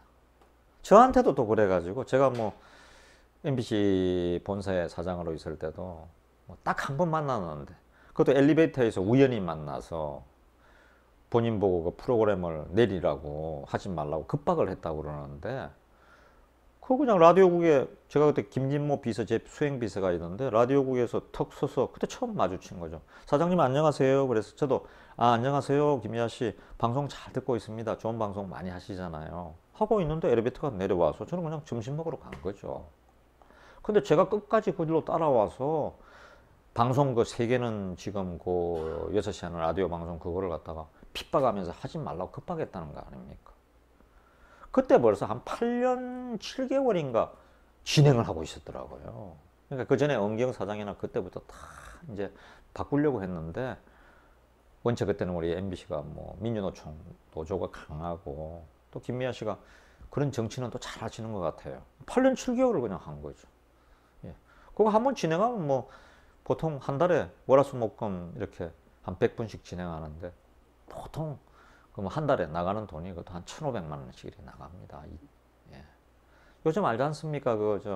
KBS, MBC, SBS 뭐 그 김재동 씨 같은 경우는 뭐 한 6억 4천만 원. 주진우 씨도 뭐 해당해가지고 또 한 2억 5천만 원. 김어준 씨도 또 뭐 라디오 해가지고 또 뭐 1년에 그 TBS 교통방송에서도 2, 3억씩 가져가지 않습니까? 이게 참 문제가 많다, 이런 생각이 듭니다. 뭐 그건 그렇고요. 어떻게 하든 그 23살 청년을 이렇게 핍박을 해서 거기다가 또 3천만 원 손해배상까지 내라고 해서 좋을 게 뭐가 있겠습니까? 그러니까 어떻게 하든 또 좀 처벌을 좀 작게 받으려고 그 신성식 유튜브 23살 그 대전 청년이 또 항소를 한 것 같습니다. 도와줄 변호사도 변변치 않은 것 같고요. 항소 이유서는 또 어떻게든 뭐 처벌을 좀 작게 받으려고 그러는 거죠. 더 큰 걱정은 아마 돈 3천만 원과 손해배상이, 왜냐면 형사가 잘못되면 민사에서도 지거든요. 그 3천만 원 어떻게 벌어서 갚겠습니까? 그래서 김미아 씨가 뭐 다른 걸 떠나서 다른 뭐 어른들 사회에서 그런 거 하는 건 그냥 두고요. 본인도 아이들을 키우시잖아요. 그러니까 이 신성식 군 이 재판건에 대해서는 지금이라도 좀 고소를 취하해 주셨으면 해서, 또 저도 이제 방송인으로서 나이도 이렇게 1살, 2살 먹어가니까 좀 자비를 베풀어 달라, 그런 뜻에서 오늘 한 말씀 올렸습니다. 저희 방송 막 계속 단디하겠고요. 또 실수 없고 여러분들이 보는데 불편하지 않도록 단디 하도록 하겠습니다.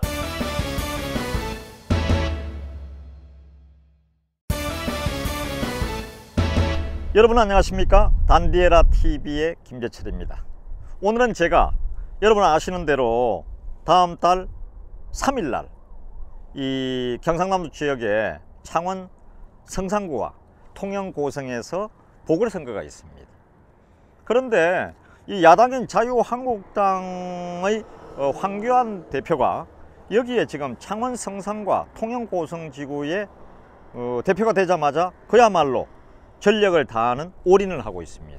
왜 그럴까요? 그 다 이유가 있습니다. 여러분 아시는 대로 제가 지금 여기 그 두산중공업입니다. 굉장히 중요한 기업이죠. 예, 원자력 발전에 관계된 그 생산품도 많이 만들고 있죠.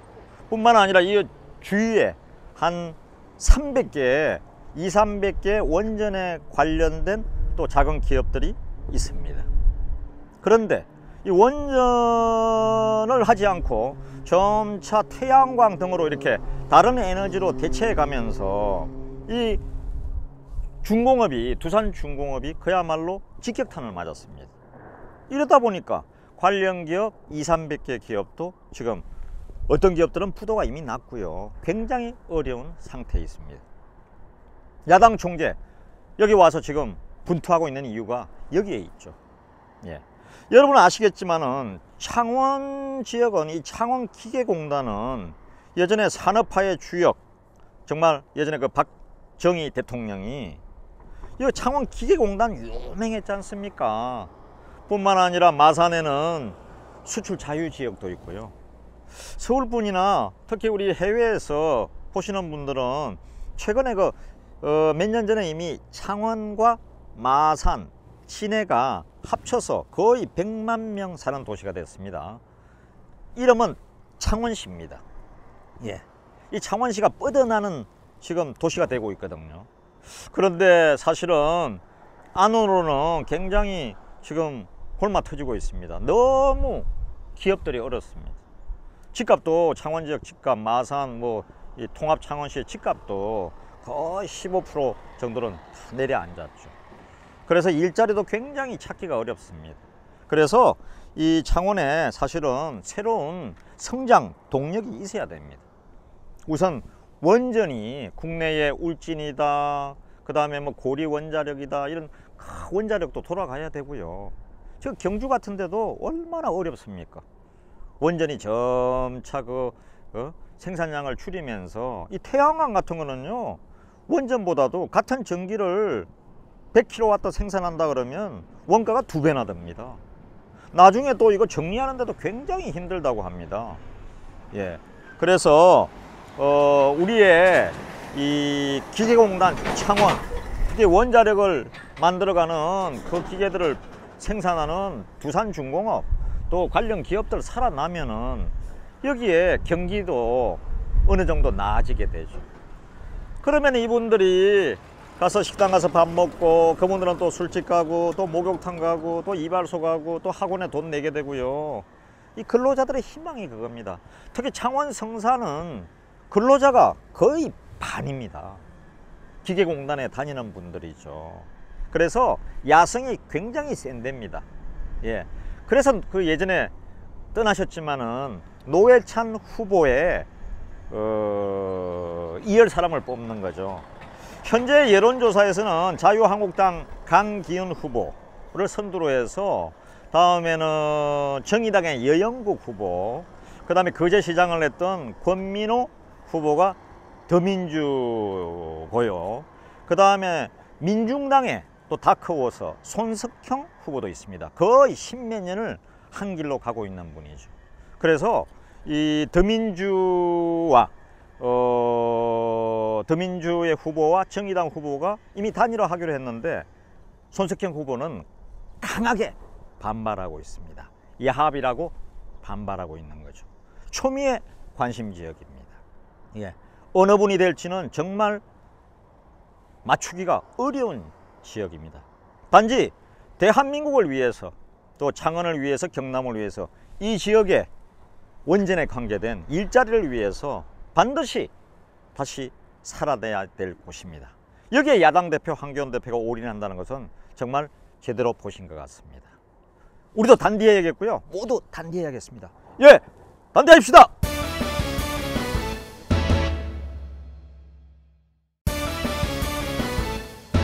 여러분 안녕하십니까? 단디에라 TV의 김재철입니다. 제 뒤로 보이는 이곳은 능이 보일 것입니다. 경상남도 고성군 송악리 고분군입니다. 지금으로부터 한 1500년, 1600년 전에 AD 5세기, 6세기 무렵에 여러분 아시지 않습니까? 가야에 금강가야, 대가야, 합천의 대가야가 있었죠. 성산가야 이런 가야가 있는데 아라가야도 있고요. 여기는 고성은 소가야라고 아주 큰 연맹체가 있어서 사실은 지금으로부터는 자그마한 부족의 왕이 있던 곳이죠. 그래서 이 송악리 고분군은 이 해외에서도 일본 같은 데서 역사학자들이나 관광객도 오는 중요한 지역입니다. 그런데 제가 왜 여기 왔냐고요? 예, 통영 고성에 다음 달 3일에 보궐선거 있지 않습니까? 그래서 선거를 사실은 취재하러 왔습니다. 그래서 통영 일대를 돌아보고 고성 일대를 돌아본 다음에 녹화는 자연스럽게 그래도 눈여기도 하시고 이제 봄이 왔지 않습니까? 그래서 여기 송악리 고분군 앞에 와서 녹화를 하고 있습니다. 이곳의 후보는 잘 아시겠지만은 아마 언론 지상에 요즘 많이 나오고 있으니까요. 더민주 1번 더민주의 양문석 후보가 나왔고요. 그 다음에는 자유한국당은 2번인데 정점식 후보가 나왔습니다. 예, 정점식 후보는 2017년 한 6, 7월쯤에 한 1년 반 거슬러 올라가면 이 정권이 들어선 다음에 적폐로 몰려서 대검찰청 공안부장을 하다가 거의 뭐 쫓겨나다시피 해서 사표를 냈죠. 왜냐하면 통진당 이석기 사건을 담당했던 당시에 지금은 황교안 당대표신데 자유한국당 그 밑에서 대검찰청 공안부장 검사장으로 그 사건을 진두지휘했던 분이죠. 그래서 아마 적폐로 몰려서 밀려나오게 됐습니다. 예. 그런데 이 통영 고성에 취재를 해보면 8남매 가운데 막내 아들인데 여기 저 통영의 지청장, 검찰 지청장도 했고요. 그런데 어머니가 너무 어려워서 고성에서 통영에 와서 바다 일을 하면서 굴을 굴 따고요. 굴 알을 뽑아야 되지 않습니까? 그래서 그걸 박싱 작업이라고 하는데 손가락이 다 굽을 정도로 자식을 위해서 일했던 분이죠. 예. 어떻게 보면은 그 빈농 비너에 하던 분의 막내 아들이었던 거죠. 그런데 막 올곧게 한 길로 쭉 와서 검사 생활을 24년 잘 하다가 적폐로 몰려서 아마 어떻게 보면 튕겨 나오게 된 것 같습니다. 이에 비해서 양문석 후보는 양문석 후보는 성균관대 아마 언론 쪽에 그 학과를 나와서 그동안에 언노련, 예, 민주노총의 기관지라고도 할 수 있는 언노련 있지 않습니까? 기관이라고 할 수 있는 거기서 원래는 이 방송신문 이 모니터 요원으로 아마 책임자로 오래 있었던 것 같고요. 시민활동, 예, 그런 가로 시민활동가로 굉장히 오래 이제 했는데 제대로 된 큰 아마 조직에는 있어보지 못했고, 나중에 이제 미디어스란 어떤 면에서 신문을 보기도 하기도 했죠. 네, 굉장히 야당의 센 언론을 비판하는 그런 것도 하고 하는데 그런 분이었습니다. 대신에 방통위 상임위원을 한번 했습니다. 방통위 상임위원을 했는데 전번에 그 인터뷰한 걸 보니까 방통위 상임위원은 그 당시에 야당인데, 내가 그 대통령하고 이건희, 삼성의 이건희 회장 빼고는 다 통화가 되는 사람이었다 그러는데, 그거는 완전히 사실은 거짓말입니다. 예. 제가 저도 MBC에 제가 사장까지 한 사람인데 그걸 모르겠습니까? 야당의 방통위 상임위원은 예를 들어서 그 방통에 관계된 방송에 관계된 그런 일들을 할 수 있는 그런 자리죠. 자리는 차관급이라고 합니다. 예. 그런데 정확하게 후보를 알아야 된다는 거죠. 너무 초를 이렇게 톡톡 치면 안 되는 거죠. 예. 그럴 그 위치는 아닙니다. 이번에 아마 특히 이제 한교안 당대표가 오셔가지고 그런 그 진실된 얘기를 많이 하는 것 같고요. 또 정정식 후보도 검찰에 오래 계셨기 때문에 이런저런 정정식 후보에 대한 얘기를 많이 하는 것 같습니다. 이렇게 이번에 통영고성 같은데 창원하고 신경을 많이 쓰는 건, 아시는 대로 내년 4월에 곧 1년 뒤에는 총선이 있지 않습니까? 그 총선을 앞두고 1년 전에 치러지는 선거이기 때문에 이번 선거가 굉장히 사실은 중요한 선거입니다. PK 지역, 경남, 부산, 울산, 거의 어떤 면에서 같이 가는 지역이군요. 대구까지는 거의 같이 가는 지역 아닙니까? 그래서 굉장히 중요한 지역입니다. 이렇기 때문에 각 당에서 신경을 쓰지 않을 수가 없어. 신경을 써야죠. 그런데 또 하나 신경 써야 될 점은 이제 남부 내륙 고속철도 KTX가 앞으로 한 2005년 한 6년 뒤에는 이제 거창, 이 김천 구미에서 거창을 거쳐서 진주를 거쳐서 이 고성 통영을 거쳐서 가게 되거든요. 그제까지. 그러면 고성하고 통영은 굉장히 좋은 기회가 오는 겁니다. KTX가 온다는 것은 관광객이 폭발적으로 는다는 거죠. 옆에 있는 여수가 어떻게 됐습니까? 작년에 여수 관광객만 1,300만 명이 왔다 그러지 않습니까? 서울에서 2시간 반이면 2시간 40분이면 여수에 들어가거든요. 관광객이 많이 오죠. 여수 밤바다 케이블카 해가지고. 이제 고성과 통영이 그런 큰 찬스를 맡고 있는데, 거기에 적합한 후보, 정말 조직을 알고 제대로 할 수 있는 후보가 누군지는 답이 나올 것입니다. 그래서 이번 선거 굉장히 중요한 선거입니다. 통영, 고성 유권자들 진짜 단대해야 됩니다. 잘해야 됩니다.